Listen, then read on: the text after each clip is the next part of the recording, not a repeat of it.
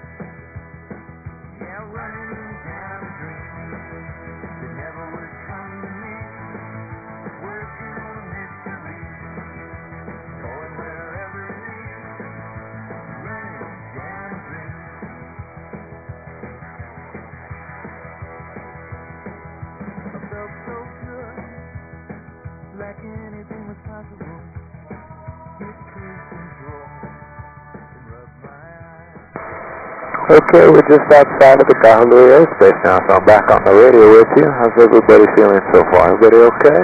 right, great. Glad to hear it.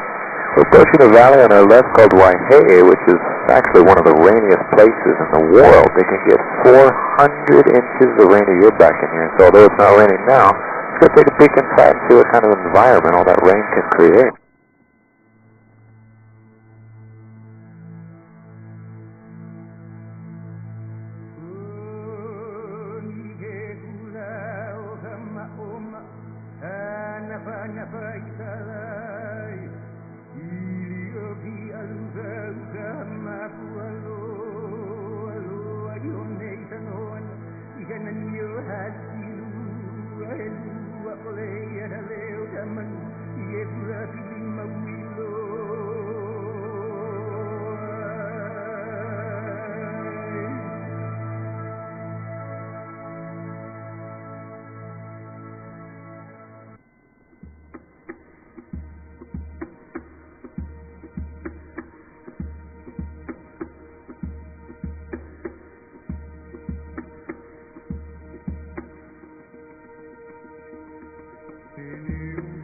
It's nearly impossible to get into this valley without a helicopter, so that makes us some of the few people on the planet who have ever seen these views.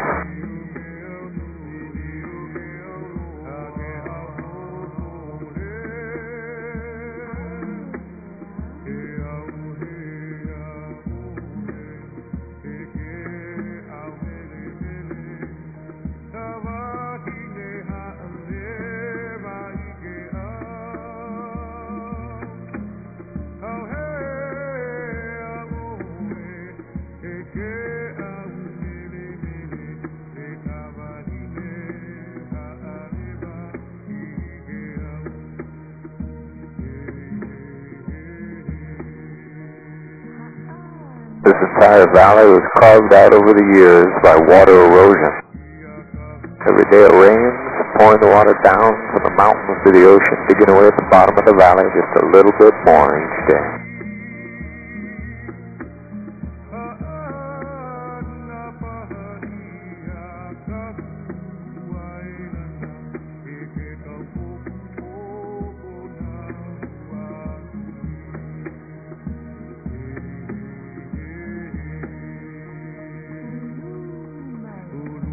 The hills surrounding us are actually filled with aquifers, meaning there's water inside the mountains that can slip through the cracks as cold springs, creating waterfalls appearing out of nowhere right out of the sides of the mountains.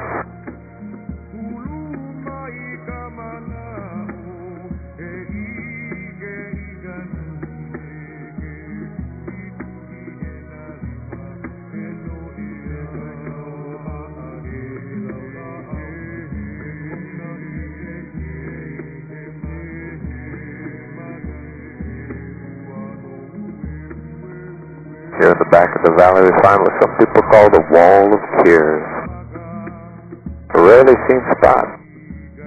All of this is located inside of a volcano which makes up the entire western side of Maui, called Mauna Kahalavai, whose name means the mountains of water.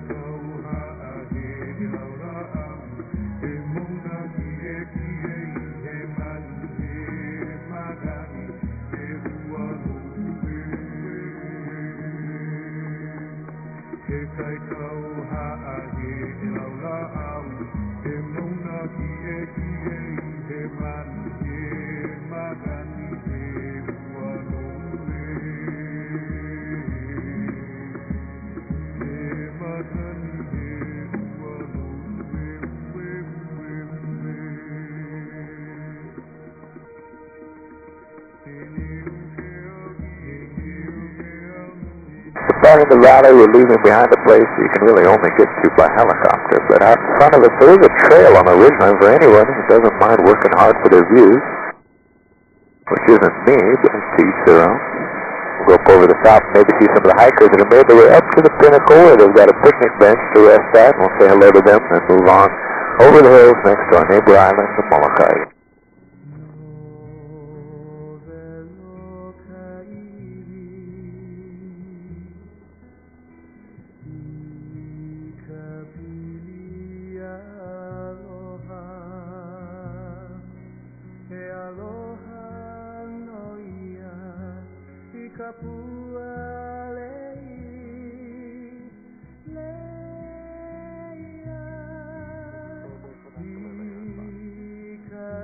There's a few people over there.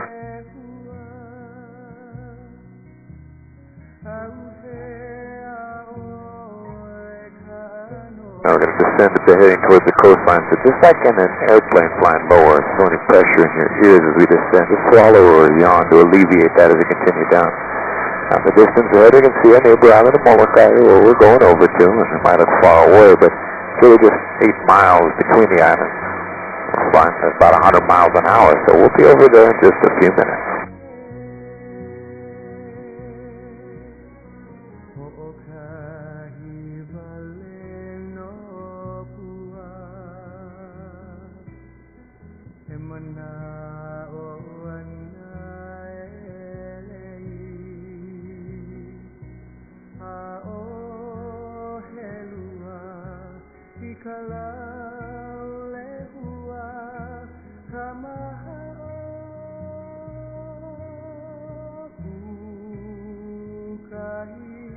Over on the left, the third island is now coming into view. That's the island of Lanai.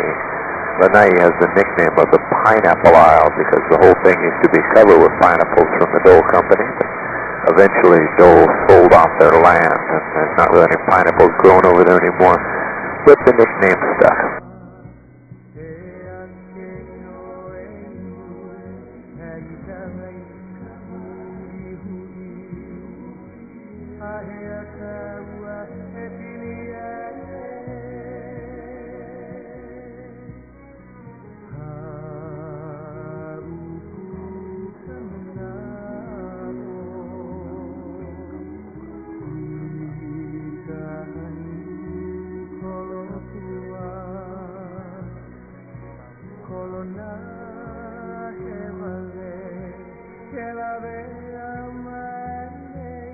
Now we'll depart the coastline of Maui and begin crossing the channel to a much slower pace of life.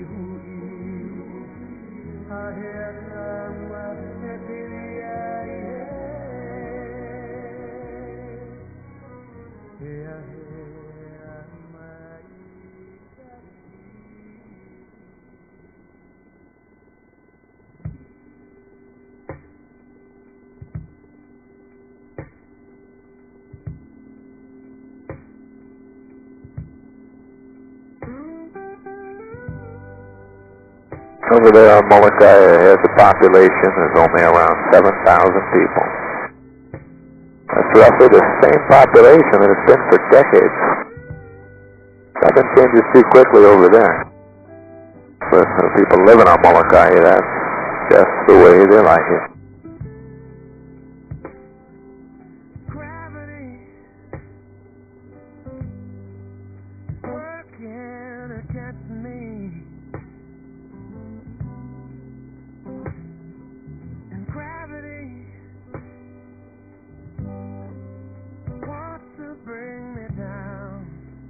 Further ahead of us across the channel, there's a little tiny island up here which is a popular destination for scuba divers.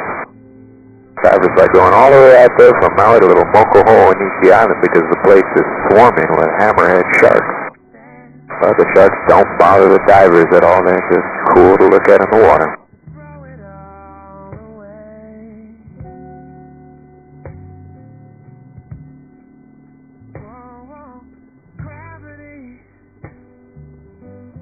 There's not much tourism over there on Molokai. The biggest industry is the cattle ranching. Ranch straight ahead of us, but we'll fly right over to arrive, although even as we do, you might not see any of the cattle down below. They're out there. They just have a lot of space to spread out. Just like the people of the island.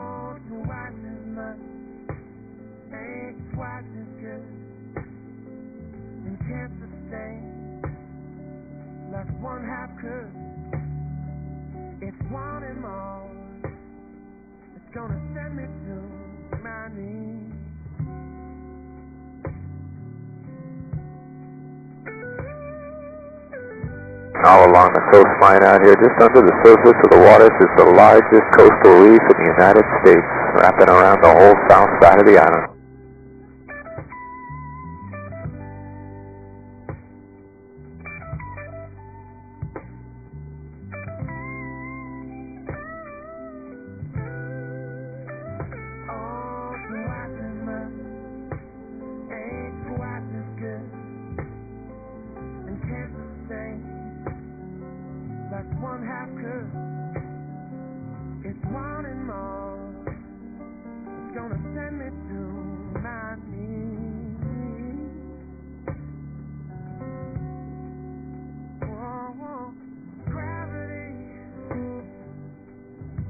Throughout the year, there's usually big clouds settled on top of Molokai. It creates a unique environment for life to thrive up here that doesn't exist anywhere else.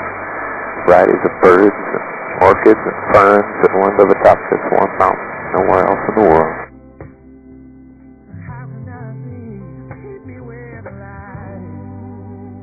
Welcome to the island of Molokai.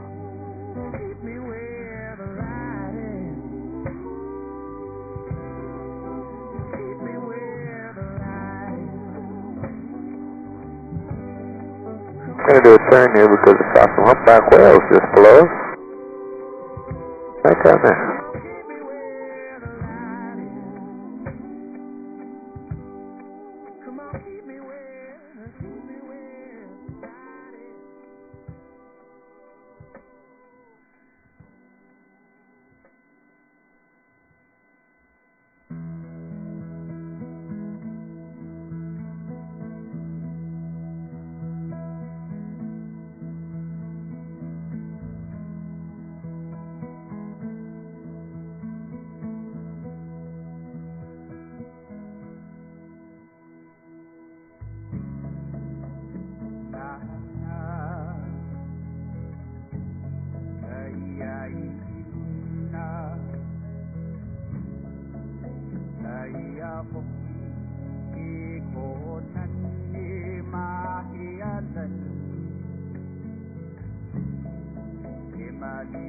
Now up there in front of us on the other side of this ranch is a valley called Halava Valley. It's believed this valley is where civilization first began on the Hawaiian Islands. The first Polynesians arrived by canoe over 1,000 years ago. This is where they settled, so this is where the story of Hawaii began.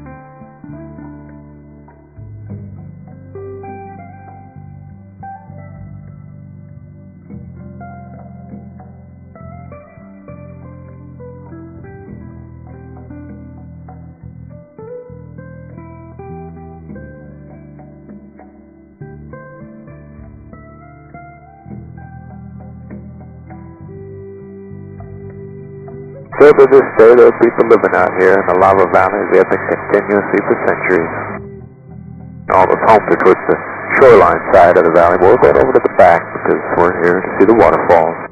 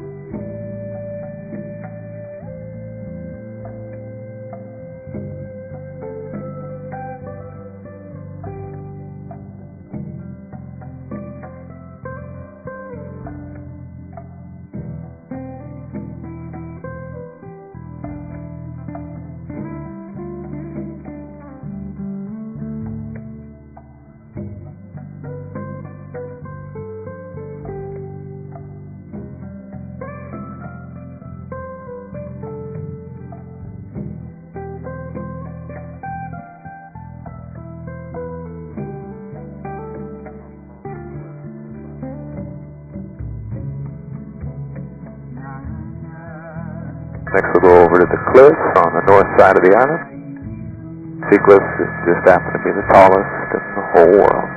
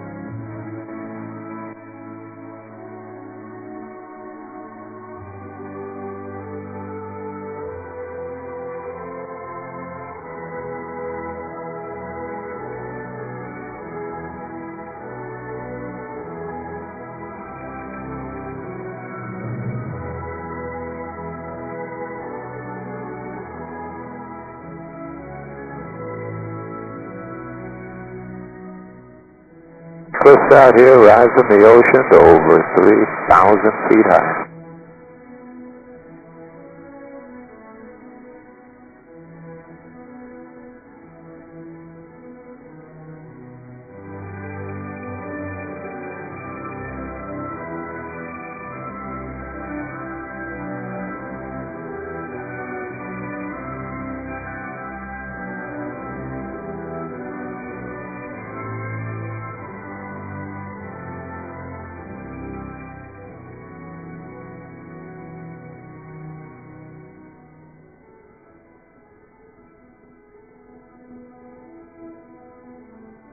It's a remote life out here.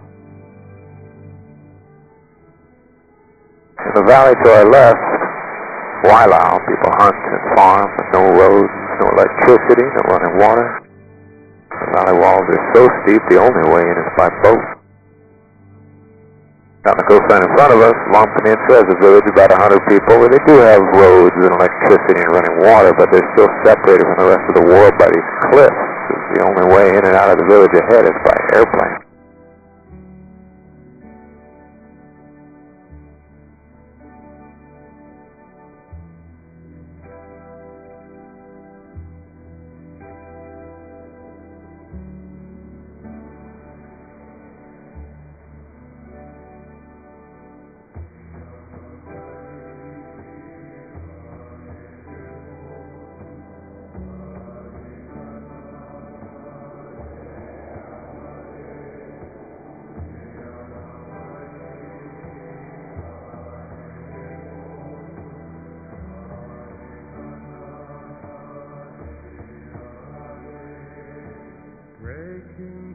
Now we'll take a peek inside the valley of Pele Canoe. Nobody lives in here anymore, but for a long time many people did, living off the land for centuries until eventually they established more modern towns in the south side of the island in the drier climates, and people began to leave the jungles of the valleys.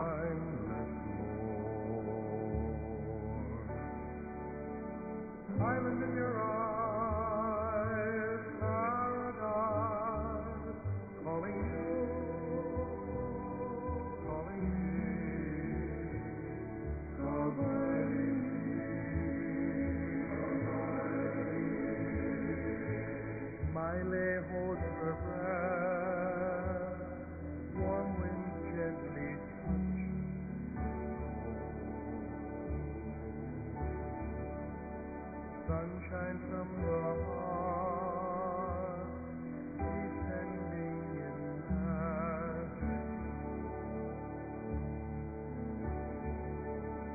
Island in your eyes, paradise, calling you, calling me.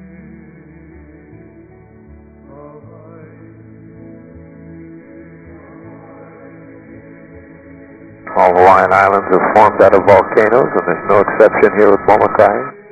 Right now we're essentially inside what remains of one of those volcanoes that formed the island. And aquifers in the mountains here too. It can sometimes be a period of decades for the water trickling in through the porous lava rock at the tops of the mountains through the rain to make its way through the channels and cracks inside and finally exit out through the base.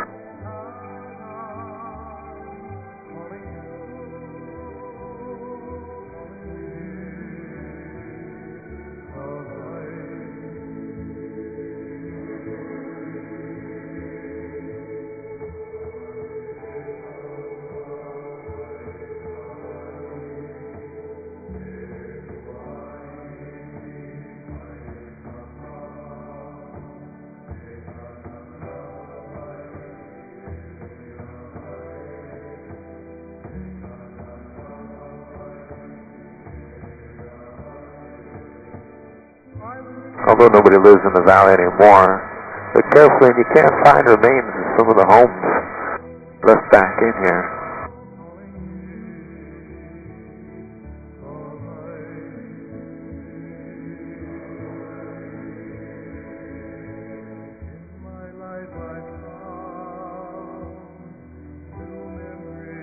About as far away as you can get from everything else in the world.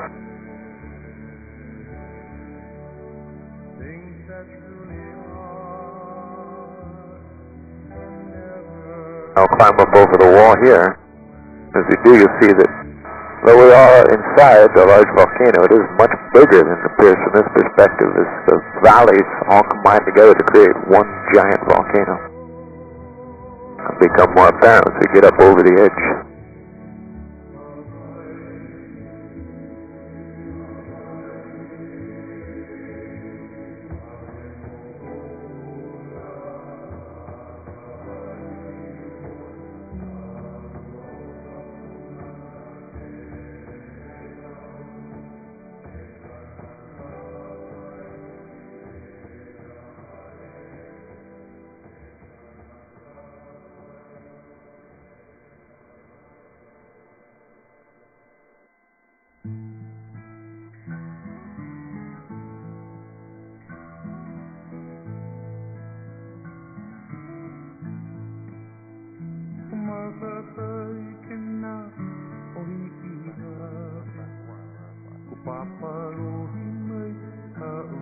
Now you really get a sense of how big this volcano actually was.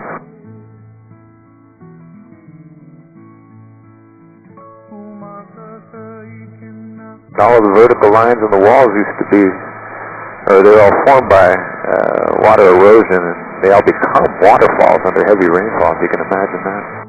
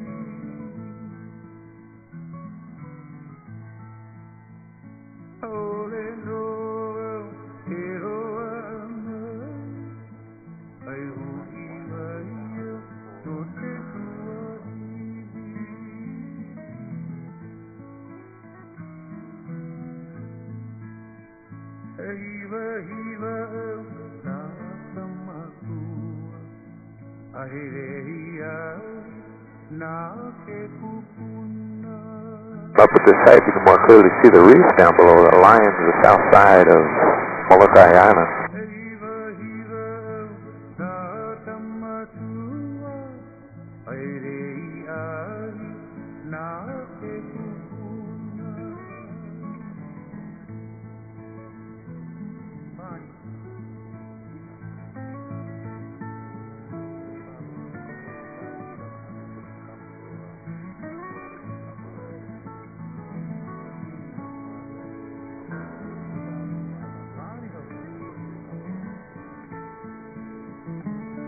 Now, in between the islands out here, the water is extremely shallow. The very deepest point out here is only about maybe 800 feet. So about 1/3 of the height we are above the ground, which is very different from the open ocean. If we were to travel just 2 miles away from the island to the left out there, it could be just nearly 10,000 feet deep. So this is a unique spot to be in the middle of the Pacific Ocean, yet over such shallow water. It's one of the reasons that the humpback whales travel so far away to come out here every year in the wintertime. Using the shallows like a nursery, giving birth to their calves and raising their young out here. So they're old enough to make the journey together as a family, back across the ocean thousands of miles, and do it again the next year.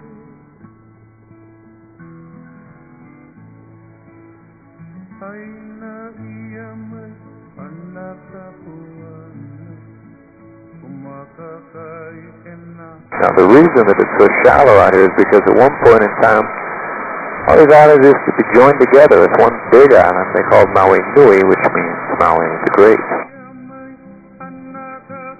Not because they're ever closer together, but because the ocean level used to be lower, so that exposed the seabed between them and connected the islands.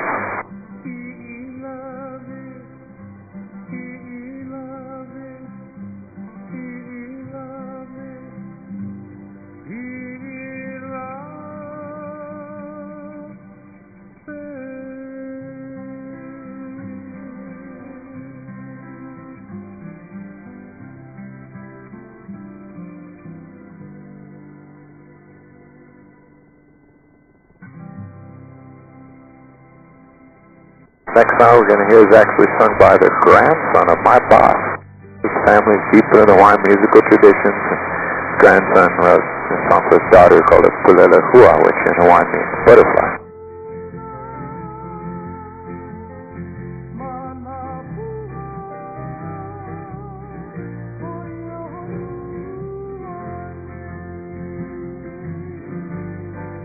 Many of the resorts are built out over here on the west side of Maui.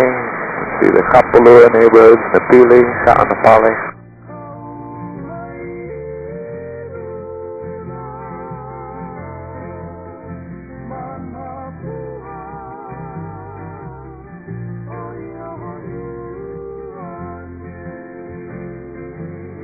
So in front of us there's actually a runway for smaller airplanes that generally used for cargo delivery. We'll fly right up over the top of that little airfield at Kapalua.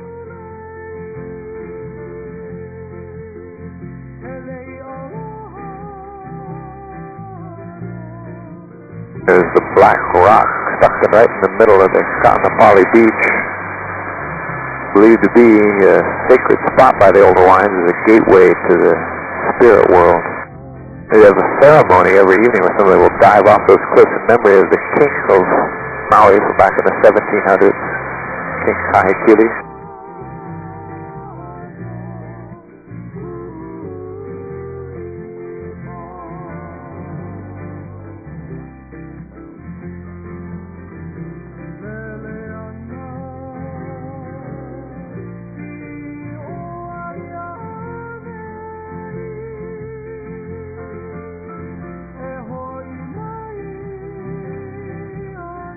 There's a fourth island over there, an uninhabited island called Kaho'olawe.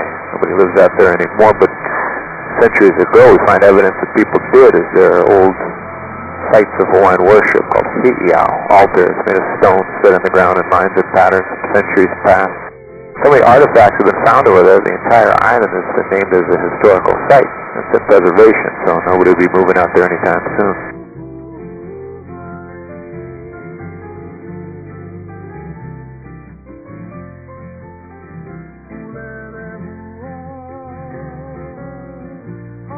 Golf course on our left here, Kapalua, is named the Plantation Course because the whole area here used to be filled with pineapples, so Lanai Island, that's not the only place that grew pineapples.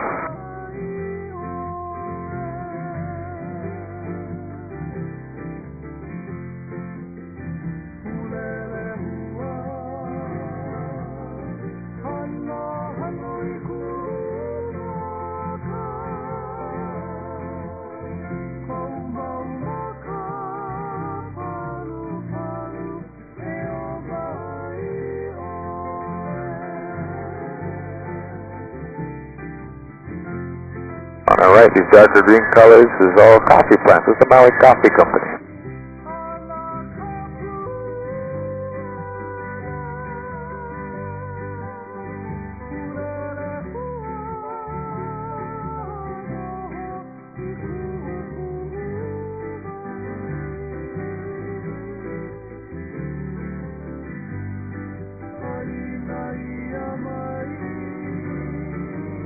All these valleys out here are also carved through the years by water erosion, and the old Hawaiians would use these natural divisions of land as a separations of the villages they called ahupua'a.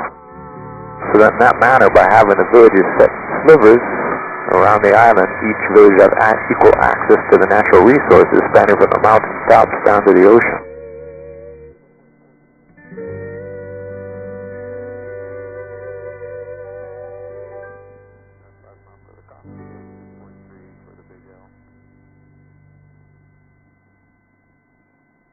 The very lightest colored trees out here sprinkled about. There's some over there, almost a whitish green, some down here. They're called kukui. If you've ever seen anyone wearing those lane necklaces made of nuts, they come from the kukui trees. Traditionally, the shells of the kukui nuts also were used for making tattoo ink.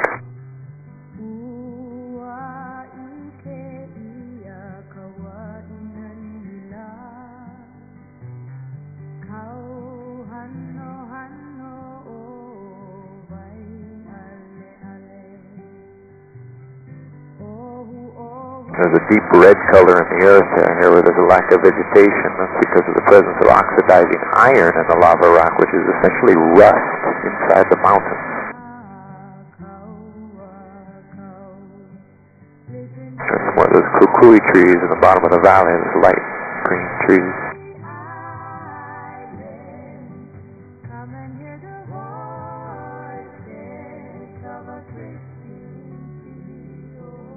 Many of these valleys in the back wall, but some of them continue into the center of the volcano. If we can find one up there, the cloud's high enough, and it looks like there's a very clear day, we should be able to enter into the center of this old volcano, which makes up the entire western side of Maui.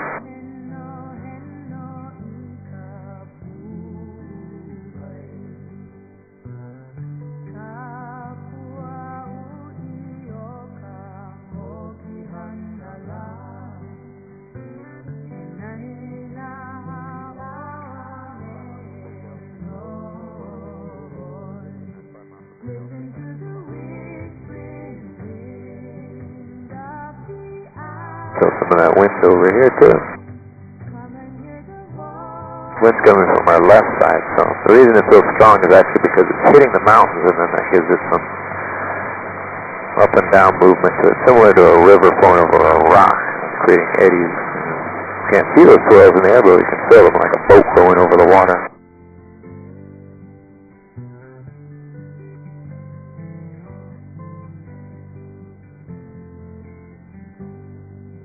White-tailed tropic birds soaring along the mountains with us. Climate out here is much drier than the other side because of the direction of those winds. The trade winds coming in from the northeast, they get blocked by the mountains. The winds is what bring all the moisture in from the ocean. So Since the mountain's blocking that, it stays much drier over on this side.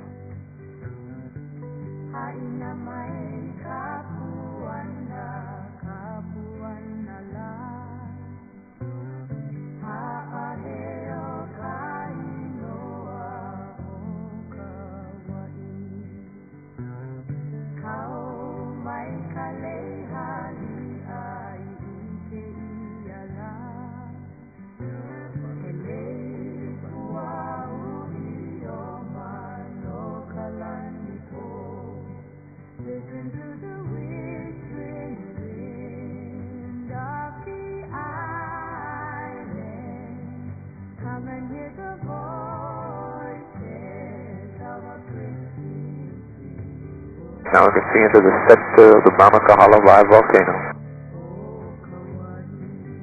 Many of the trees here along the mountains are called koa. It's an endemic tree, meaning it only grows in the Hawaiian Islands. With its white bark, it's a very hard wood that the old Hawaiians had used for making weapons and canoes.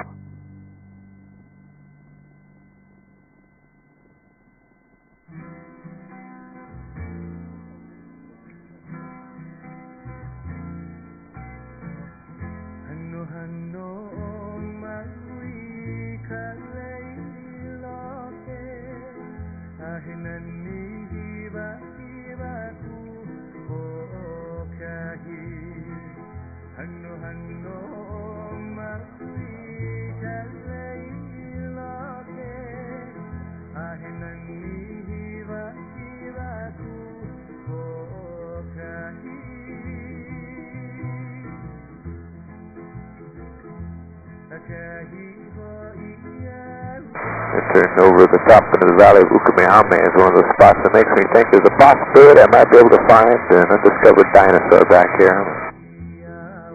Hasn't happened yet. The thought still crosses my mind.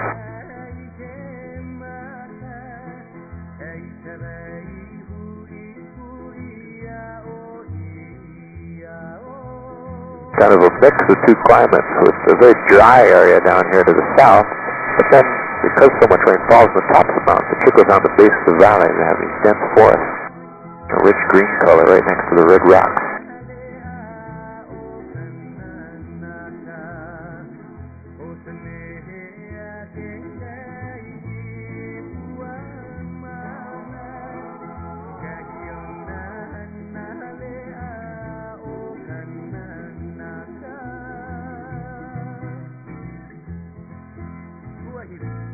As each eruption occurred on the old volcano, it would create layers, making very interesting designs in the levels of rocks.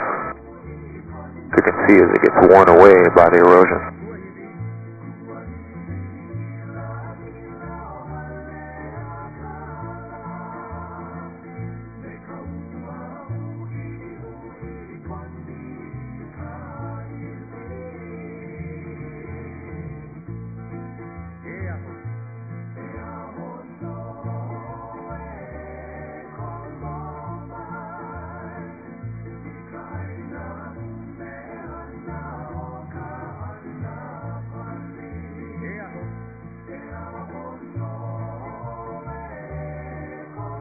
You can see where the water trickles down to the base and creates that line of green all the way down to the ocean, like a river of trees.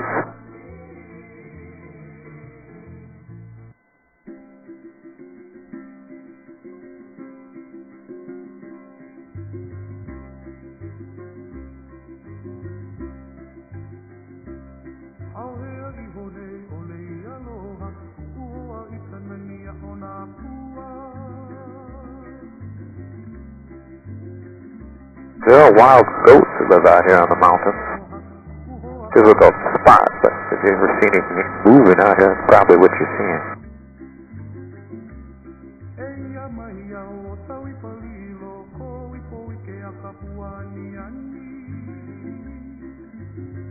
You can see those levels and lines from each eruption piled upon the previous growing the island over time.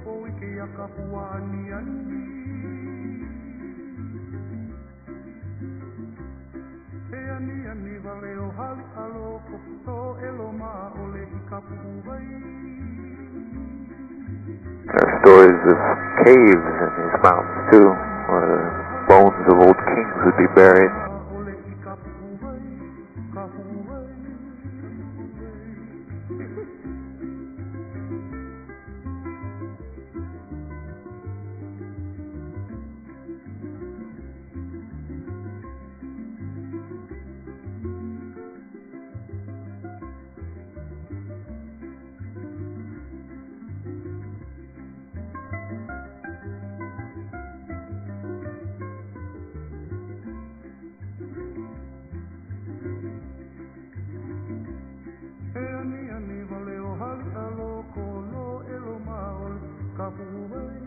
Those kukui trees really stand out with a different color.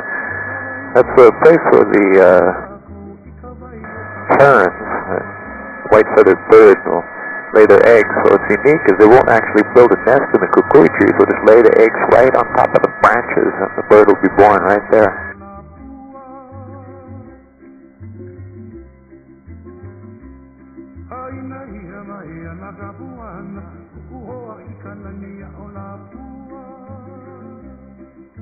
It's like nature's cathedrals, and you ever find some waterfalls here and there. This is also an area where there's water inside the mountains.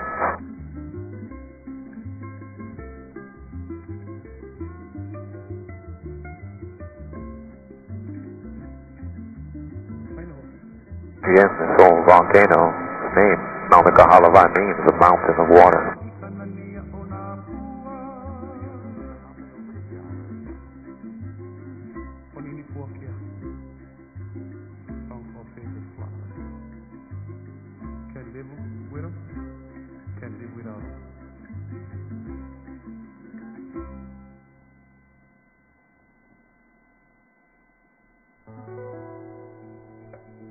Now cross over this wall into the north-facing valley of Iao, the State Monument Park.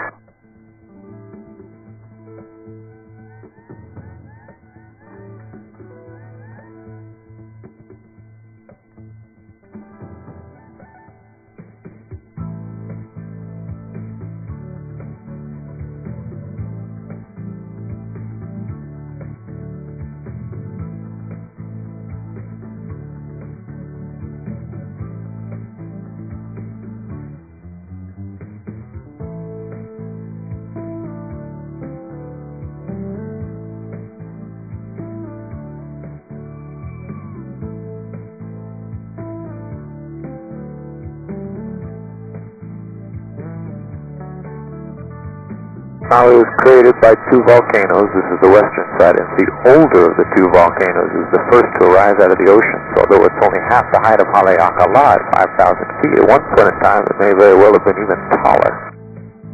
And since it's had more time for water erosion to take its course, the valleys over here are much deeper and more stark.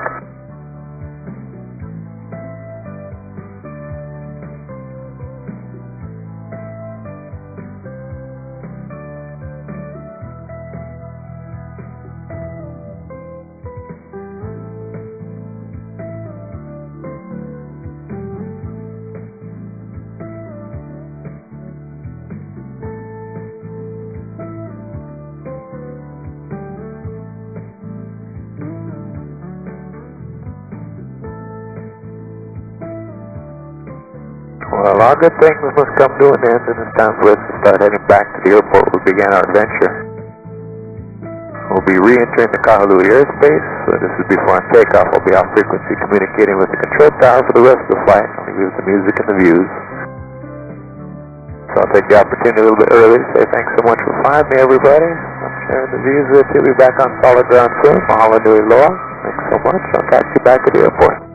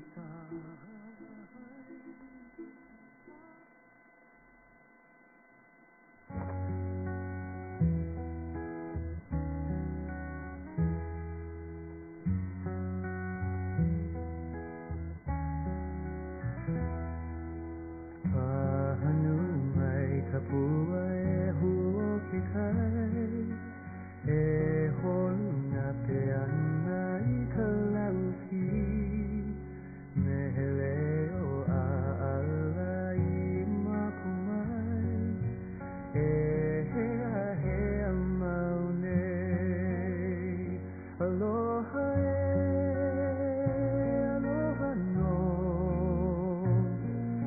aloha kahali ali amau, he nani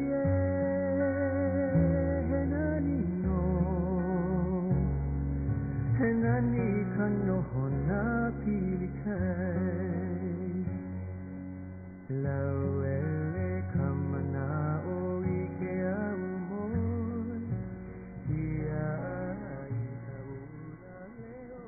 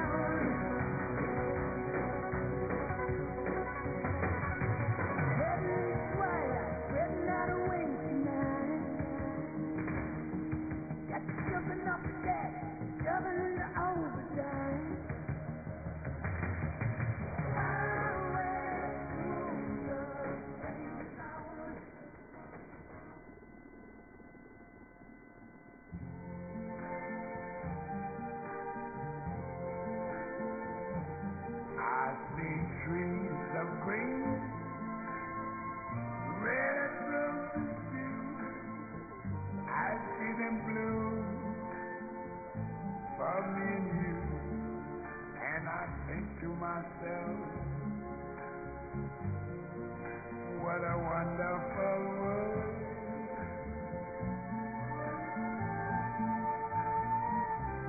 I see skies of blue and clouds of white, the bright blessed day, the dark sacred night. And I think to myself, what a wonderful world.